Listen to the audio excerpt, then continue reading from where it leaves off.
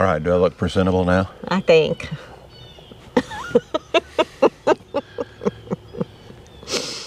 You'll do in a tight spot. I will in a pinch. In a pinch. In a pinch. I'll do in a pinch. I doubt it. Hi, everybody. And Bill and Deb. This one should be a fairly short one. Well, this one is another Topic Tuesday. Mm-hmm. And this is stemmed from a conversation me and the girls had around the card table one day. Yeah. Tell them about the conversation you had around the card table. We thought this would be a good thing to talk about, so go ahead. Well, it's been cold here, and nothing feels better on a cold morning or a cold evening than to take a nice, long, hot shower.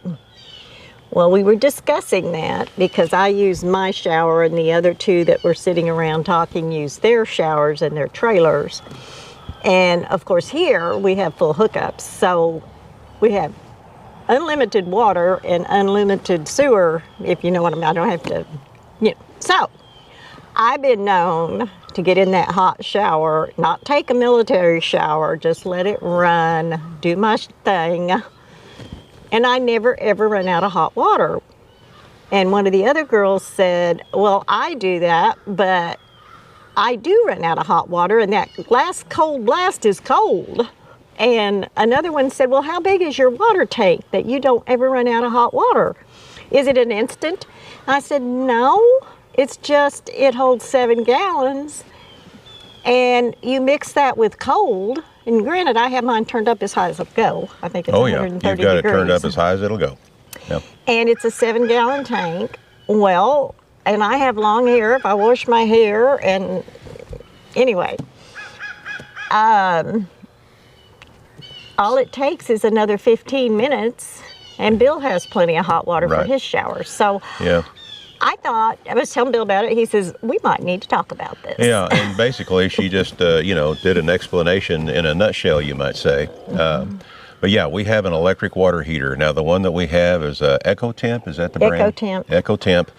But if you look at a Bosch or some of those, this is it runs off of 120 volts. Yes. It's not a 220 volt water heater. It's 100. It's more like what you would say, like a water heater you would put under a sink, or something like that. Because it's not very big either. Right.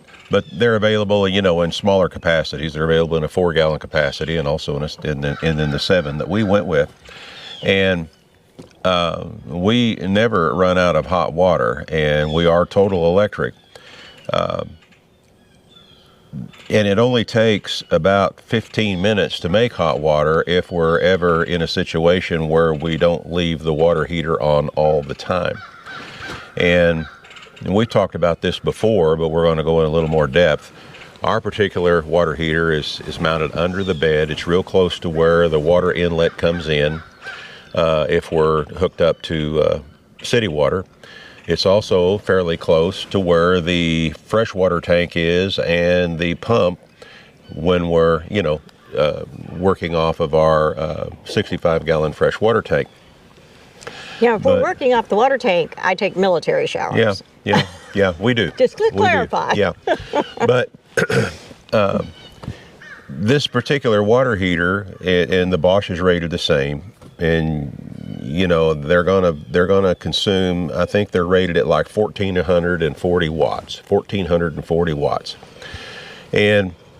But like Deb said, we never ever run out of hot water. I've never had to take a cold shower, and we have showered every day since we moved into this trailer, which sometimes twice a day. Yeah, sometimes twice. Depending. And we've never had an issue. Now, right now, this particular campground only has 30 amp service. However, each service pole on most of the sites here have 2 30 amp outlets.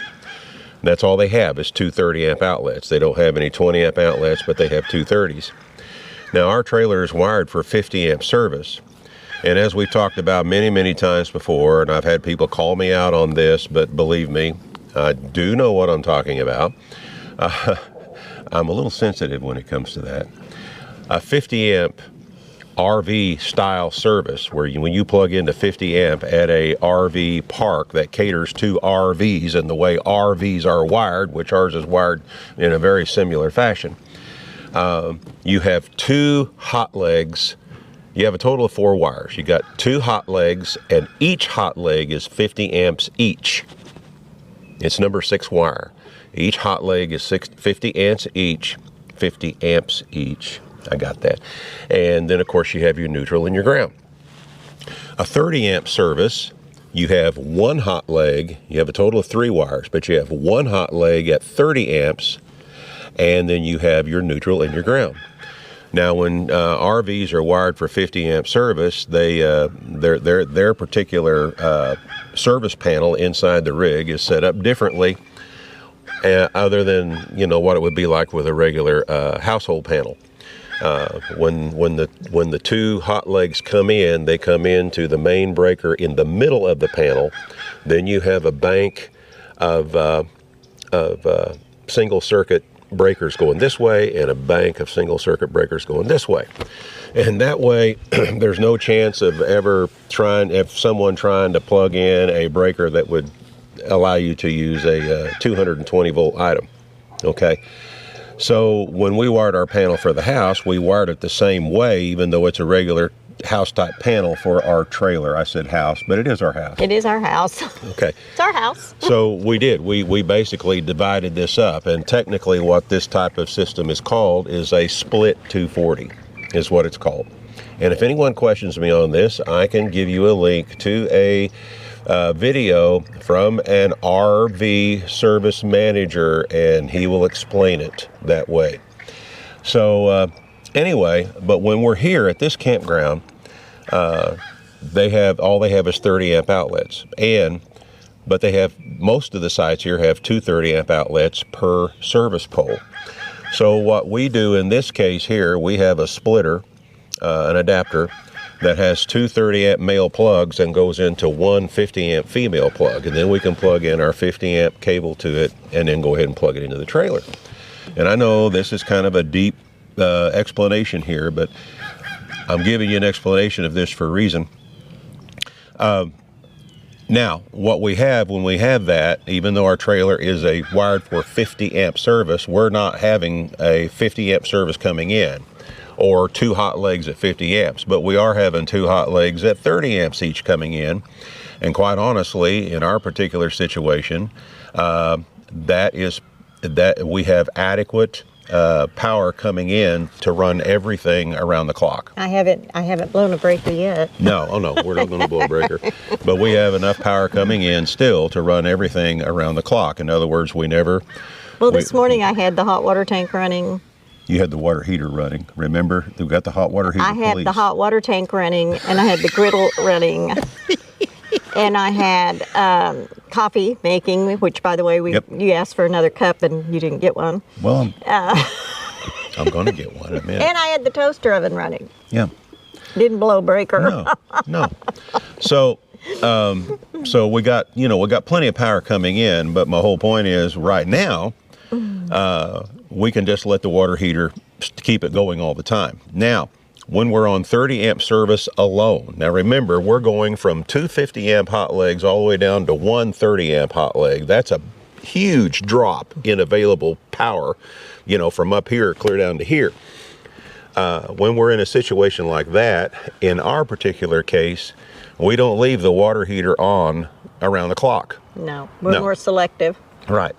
And what we will do is, especially if we got the mini split running, whether it be making heat for us or making cool for us, what we will do when it's time to take our showers and things like that, we will kill the mini split, and we won't do any cooking during that time, and we'll turn on the water heater. We'll wait 15 minutes, and then we can go in and take our showers.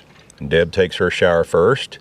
And then usually while she's doing that, I'm usually working on editing a video or something like that, or researching something. But, I've got something to do while she's doing that. Then when she gets done, in a couple minutes after that, I go in and take my shower. Never have I ever been without hot water, ever.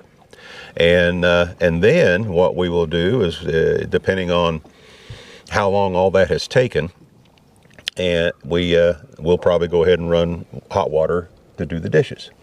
Well, yeah. Yeah, of course. And then once we do all that, then we'll go ahead and turn we'll kill the water heater, and then we'll turn the mini split back on, and then we'll go ahead and start cooking, with whatever appliances. And usually when we're just on 30 amp, we're selective on whether we don't run the cooktop, the induction cooktop, and the toaster oven, and the microwave, and the coffee pot at the same time.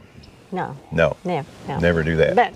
But we still have plenty of power to do anything we need to do, and we never run out of hot water. No, we never have. Never. So I don't know if it's because we keep ours at the highest temperature, which is 130 degrees. Mm-hmm. Because, you have to add quite a bit of cold to that to get it. Well, I do. You don't. Bill does. She comes out looking like a lobster.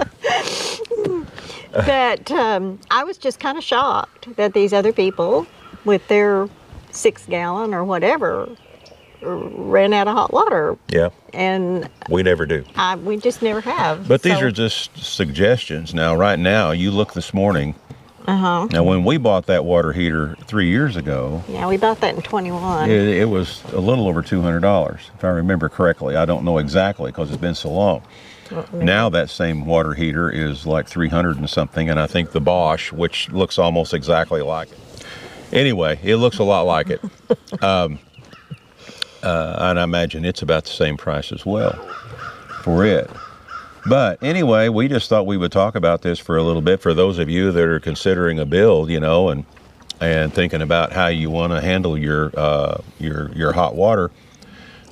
We have had very good success with our 7-gallon, 120 volt point of use water heater. Right. Made by ours is an and we've used it every day. Every single since we bought it. Day. Well, actually, we bought it in May, but we didn't actually start using it till June of 2021, and we've used it every day every single day since then till now, and it has worked flawlessly. Well, they don't last forever, but we did install it in such a manner where it would be easy to replace it if we had to, or easy to take it out and service it if we needed to, like maybe install a new heating element or something like that. So these are just things to think about. A lot of folks use the on-demand water heaters, and yes, they're great. And but a lot of people ask questions about on-demand electric water heaters. And as far as I know, the only thing available in an on-demand, and I'm sure if I'm wrong, I'll be corrected by somebody in the comment section. But as far as I know, the only thing available in an on-demand electric water heater is going to be 220 volt. And for building a cargo trailer conversion, that's probably won't work out all that well. But anyway, just something we thought we would talk about here for a little bit, and let you know what how it works with what we have. And the same principle applies. When we're on our inverter, we do it the same way we do if we're on 30 amp service. And we have boondocked before and still taken a hot shower, still had coffee, still had breakfast, still done all that on our inverter boondocking. Nothing has changed. Everything is the same as far as that goes. But we do, we're more selective. We don't let the water heater run all the time naturally. And, we only turn it on when we need it, and we turn off other items that would be a heavy draw against our inverter while we got the water heater heating up. But again, remember this, it only takes about 15 to 20 minutes to make hot water, and we get our showers done. And we've done this every single day since we've been living in this thing. Right. So there you go. That's it for now. That's it. Yeah. Hope that was a little bit helpful. I don't know, but yeah. If you have any questions, feel free to put them in the comments. I'll try to answer them best I can. Anyway, if anybody has an idea or a question they'd like answered that would be a good subject for a Topic Tuesday, put that in the comments as well, or email us at iridetinyhouse@gmail.com. That's iridetinyhouse@gmail.com. I'll say that one more time. iridetinyhouse@gmail.com, all lowercase. Is that it? That's it. All right. Y'all take care. This is Bill and Deb with I Ride Tiny House Adventures, where you can email us at iridetinyhouse@gmail.com. I've been taking ashwagandha. Yeah, it really helps me think. Anyway, you know exactly what we're going to say. We are not camping. We are living. You all get out there and do some living, and we will see you again soon.